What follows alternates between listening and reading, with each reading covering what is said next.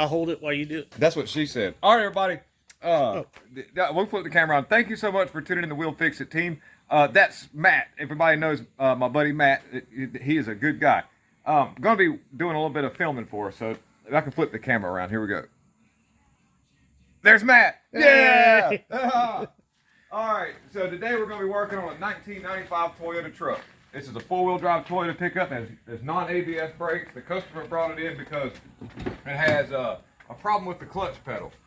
The clutch pedal has just got a ton of play in it. And so kind of to diagnose this, first thing I do is I go under the hood and I look for the fluid. I want to find the clutch reservoir. And you can see, I'll get the light here. It's full of fluid. Full of fluid. And then I looked underneath to check the transmission fork for the clutch, the throw out fork. I'll have to grab the phone here so I can go underneath it. And there's a couple things you want to inspect for. Just a quick little reference on how this can go. Which somebody's replaced the cylinder on the transmission.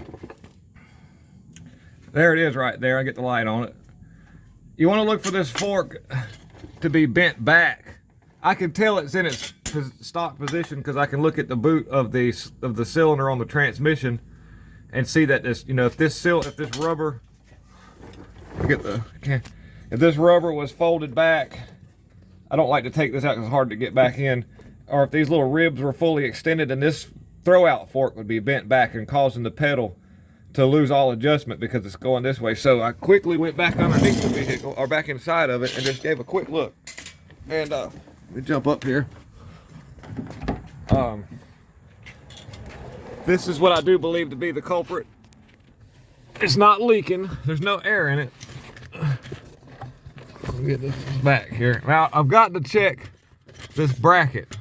These brackets give problems, but from the looks of it so far, it's okay. Let me get the camera up where you can see it. Oh, watch when I push the pedal down. Let me see if I can get the lighting right. Bear with me for just a second. There we go. You see there's a pivot point and a little dampener that round thing is that you see it flexing, and you can actually see the rods flexing, and there's some air in the line, but it's not leaking. So what we're going to do is we're going to replace this cylinder on the firewall, and we're going to go, and if somebody's changed before, you can see that gasket kind of folded up around it. But I'll go through a bench bleed procedure and everything, show you how to properly do it. So stick around and we're going to get to it, guys. So basically I'm going to have to get that clip that you've seen. There's a little C-clip underneath. This will be my best friend. You've seen these in other videos. I love these things. And then a couple of pliers and all that should release the rod under the dash there so that I can take the bolts out on this cylinder right here that hold it in. We'll break that line loose. And first, before we take these bolts out, that way it holds that steady. But first things first, we'll get the lever undone under the dash. Thanks, Matt, for filming. I've got to lay in the dirt to do this because it's pretty dirty in here. Looks like all I'm going to need is this right here. Yeah. Oh.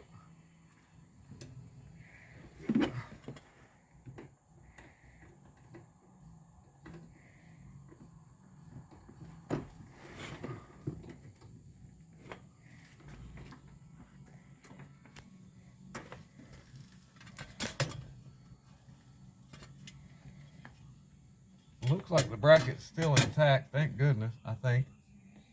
I've had to weld these brackets back up. They've broke before, but this one seems to be just losing all of its adjustment right there. Okay. That's still good. You want to check other things too, like when you're doing this job, you want to look for worn out slots in the pedal down in the bottom, or this pin that goes through there. Sometimes that'll wear down, and you can fix that with a welder. You can build it back up and grind it down, but fortunately we don't have to do that at this point.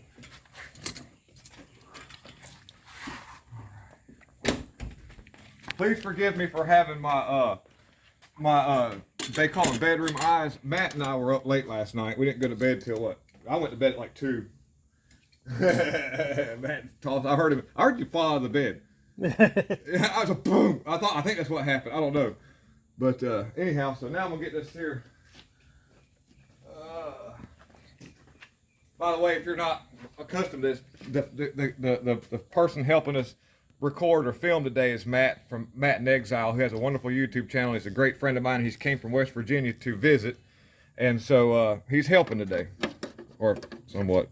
He's doing this, and this is very helpful. I don't have a line. I do have a line wrench. So I was just gonna see if I can break it loose without leaving it into. There we go. Look at that. Yay! Carefully done that. But you typically you'd want to use a line wrench, but don't do as I say, not as I do, guys. And I'm not going to take it completely. Well, just gotta work it a little bit there. I get a smaller wrench to get in that hole. They do put it tight in there.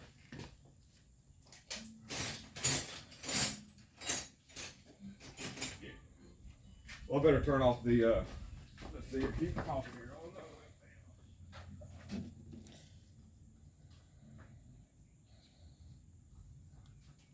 That shouldn't be too bad of a problem. They don't use it. You know what I'm talking about? Yeah. All right.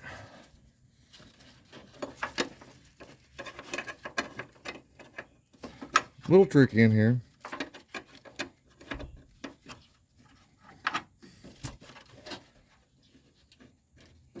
Okay. Let that be a. I got it done. I'm just going to thread it back to keep all the fluid from running out all over the place, and then once it gets undone, I'll finish it. So now, get these two bolts out right here. And so,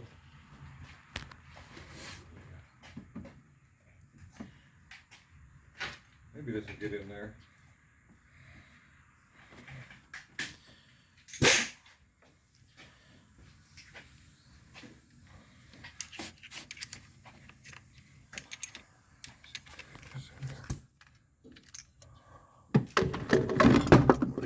Extensions. Yeah.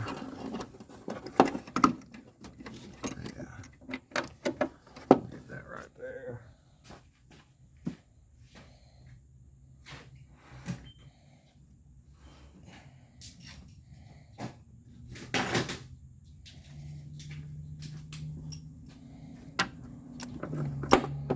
I have been working on vehicles and be moving stuff around and a mouse come running out at you. Like, get out of here.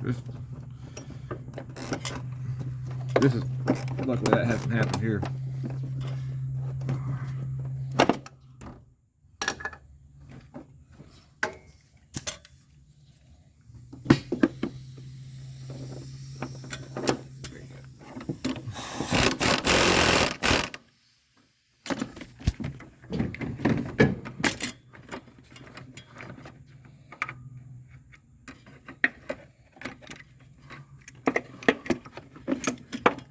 Yes, we have our bolt.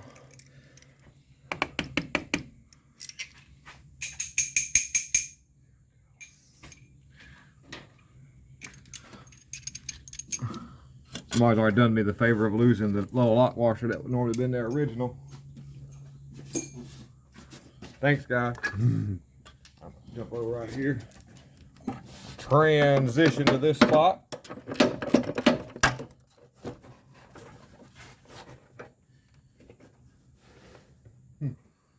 I thought I was giving it a try.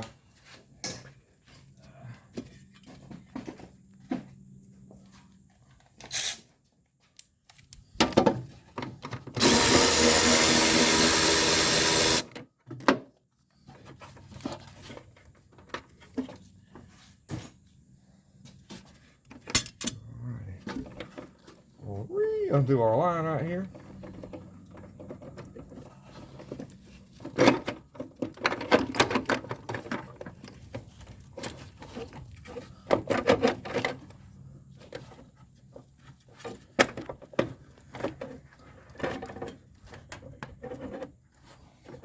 It looks like what's happened here is that thing's been beaten so much that it's actually got it bigger than the hole that it comes out of. I think I can snake that out of there from inside here.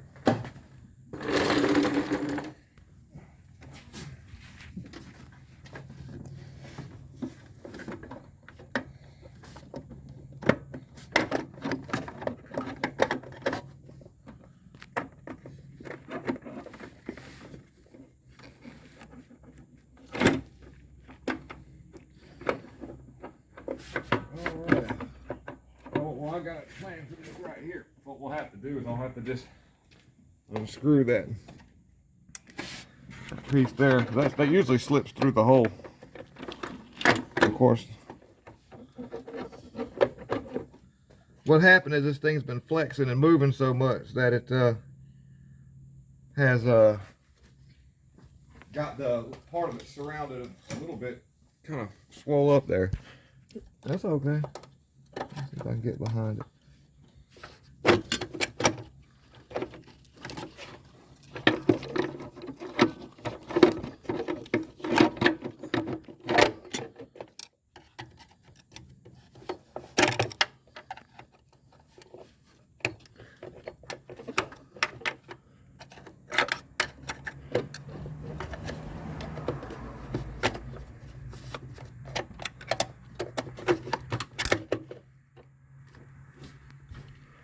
Yeah, that's exactly what's happening. About to pull the whole thing out. I know what I'll do. I just should be able to do that.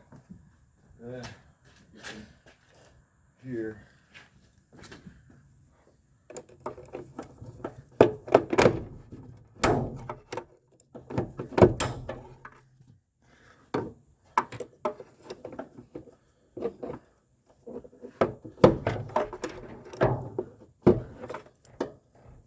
Well, there's always more ways than one to in this cat here. Being inclusive cat.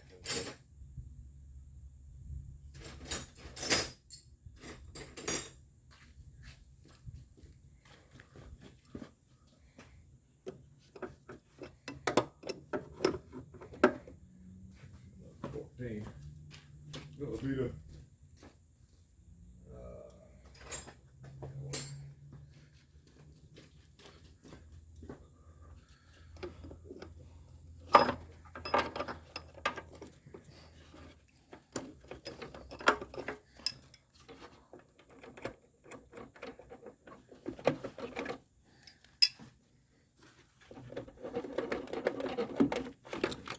here, take it out like that there and push that other piece back through. I got my pliers hammer.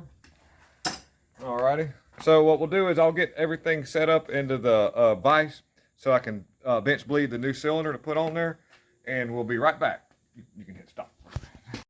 Alright, so what we're doing here, this is called a bench bleed because we're on the bench, we've got it in the vise, and we're going to bleed it. And this is something that's often overlooked in a lot of installations when it comes to these cylinders. It applies to doing any kind of brake work. If you're replacing this kind of a cylinder on the firewall for the brakes, you would want to go through this procedure right here. And I've got a couple of things noted. So we've got it full of fluid. We've got the end of it tipped up because air tends to work itself to the top wherever it goes. So that having the end tipped up, now you're saying to yourself, why don't you just put the cylinder in and bleed it when you get it inside the vehicle? Well, most circumstances, even if you adjust this all the way out to where you have no play in your lever, your pedal never actually fully depresses this cylinder all the way out to the very end, so you never really get the air out of it. So you really want to do this on the bench. And it pays to put your little cap on there, because sometimes it's normal because of the way they do the feed system. You may see a little bit of fluid burp out in the process, so always have your cap on when you're doing this to keep from making a bigger mess. And so what I'm going to do is my finger is going to be a reed valve. I'm going to use the end of this to press all the way till it stops. My finger is going to allow pressure to allow fluid to come out. Now I'm going to try to tip this way and not squirt all of this in the eye with brake fluid. They do make lines that you can thread into this and goes back into here. However, I'm doing it like this because I want to show people, in case they don't have that tool, that you can do it with your finger. And this is just something you can do in the yard under a tree if you felt like it. So what we're going to do now, Matt's going to come over here on this side of me, and then I'm going to just kind of, you can feel the air in the system, and if you kind of even look, you can actually watch the top of the cylinder. You see the bubbles coming up as I'm kind of doing this. But I don't have a lot. This thing's done really well because I let it gravity bleed while we were getting the camera ready. But we're going to go ahead and roll through it right quick, because I can tell because I don't have a lot of play here, but we're going to just ease through it. And you can see the air bubbles kind of easily working out. Now, when I come all the way to the end of this, when I'm bottomed all the way out, I'm going to block that hole off to allow air not to get back in, and easily let off of this. So that way it doesn't try to suck air. If you let it slam back, you might get a little bit of a leak. and air might get back in it. So we're going to go back again. You see the air coming out. Now you want to keep a check on your fluid the whole time. Don't get carried away and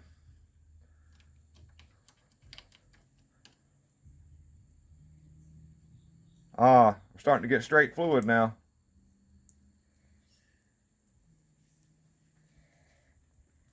Okay.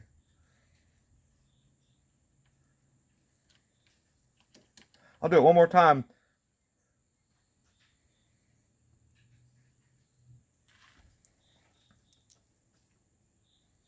Make sure that finger's holding that hole off.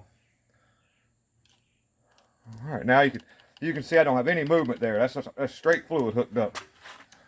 So that's good there. Okay, so now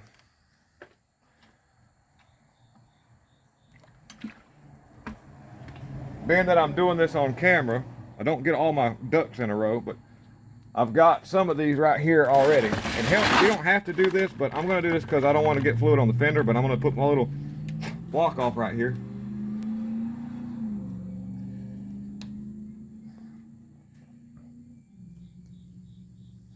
There we go. That'll work for right now.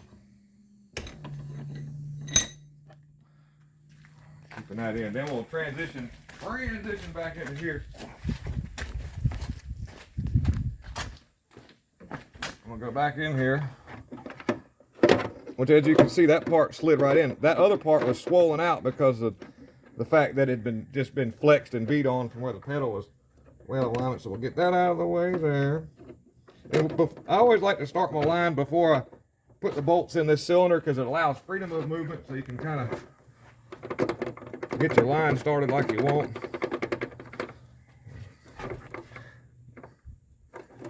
Yeah. You want to make sure you get a few good turns out of it if you can, to ensure that it's not cross-threaded. I'm turning it, just you can't see it. But so we'll let that do like that right there. We'll get our bolts back in. One at the top.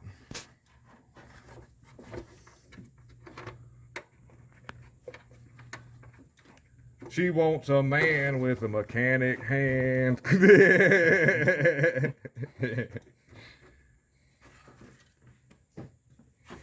And if you get brake fluid on the paint, it's not the end of the world if you get it off right away, but just don't leave it on there. Just FYI, people out there in radio land.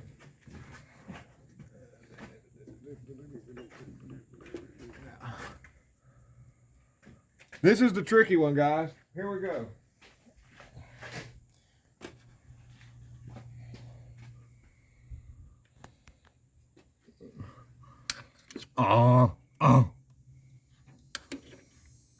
There we go. Feed that down in there.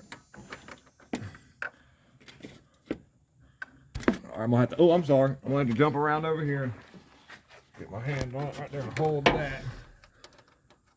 Get that started. And before I zip these all down, I want to go ahead and get my rod on my. I won't adjust anything until I tighten it all the way down, but I want to go ahead and get my Jimmy Jam underneath here hooked up if I can.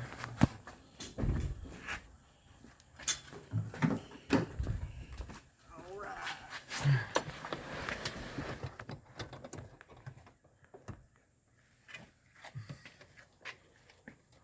It's hard to see under here, but basically I'm just moving the just undoing this little lever, and trust me, you'll get it if you mess around with this a little while. You'll get that lever to come loose.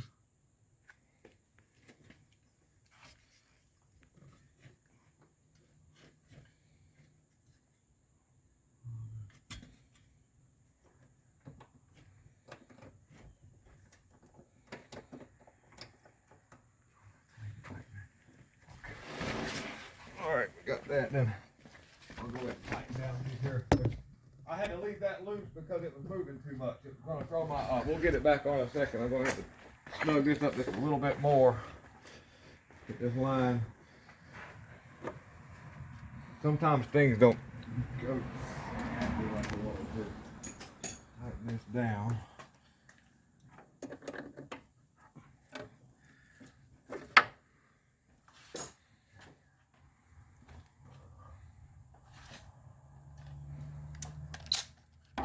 We don't have a light in here. I'm sorry, guys.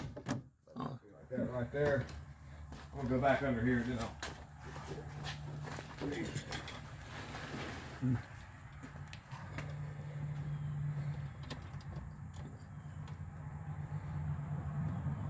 Sounds like a puller in.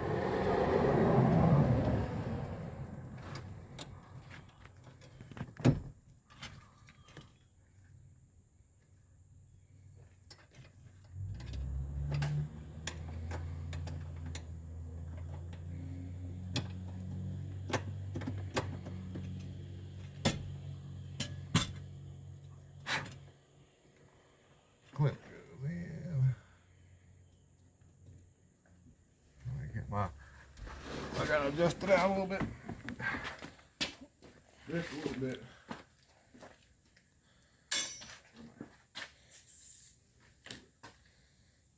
Never fails when your wrenches aren't around. 14. People come in there and hide my stuff. I think I'm right over here. There I am right here. I'll grab this other one.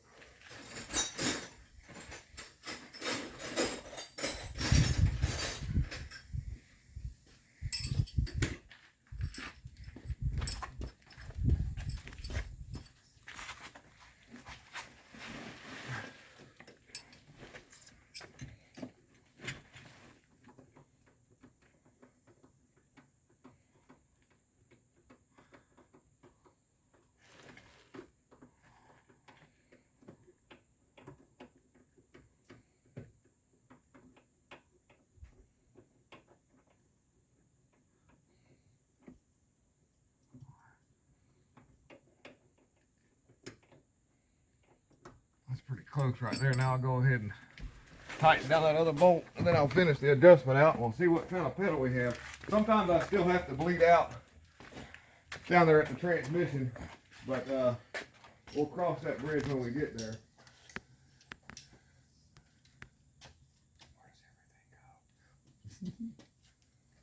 Where does everything go? You can stop the camera for just a second.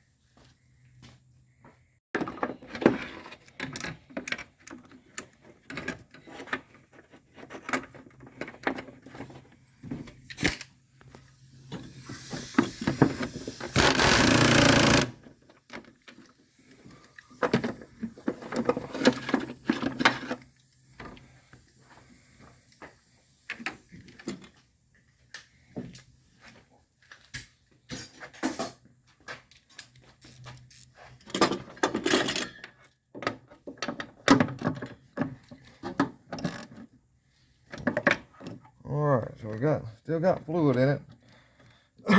Finish adjusting out this bottom part right here. I gotta fix the switch, bent down.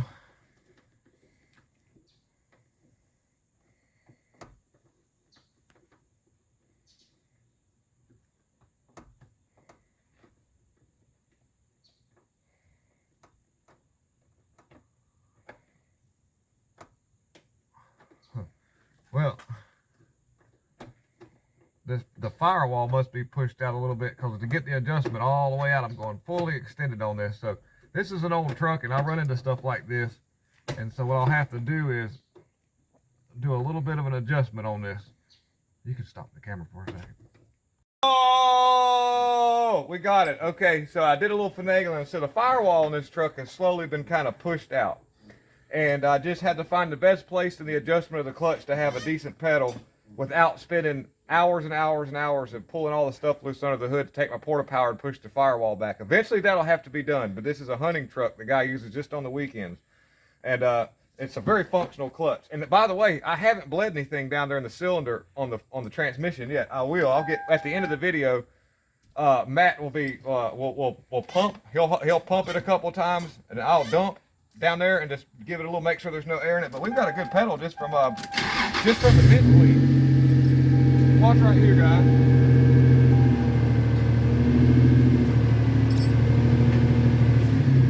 That's good. That's not bad. Not bad. So we'll do a little recap of what we got going on here. So We'll shut our cord in the door. We'll do all that. As you can see, you know, basically, you remember how the teardown procedure was, the bench bleed procedure. I'm going to take a little bit of brake cleaner and clean down on there, and it gets that little brake fluid that's sitting there off at the end of this video. And that's pretty much it. So, you know, I really appreciate you guys tuning in to We'll Fix It Team. We thank Matt very much for being our camera guy. Super cool dude. Check it out. We got tons more content coming. I really appreciate it. Y'all have a wonderful day.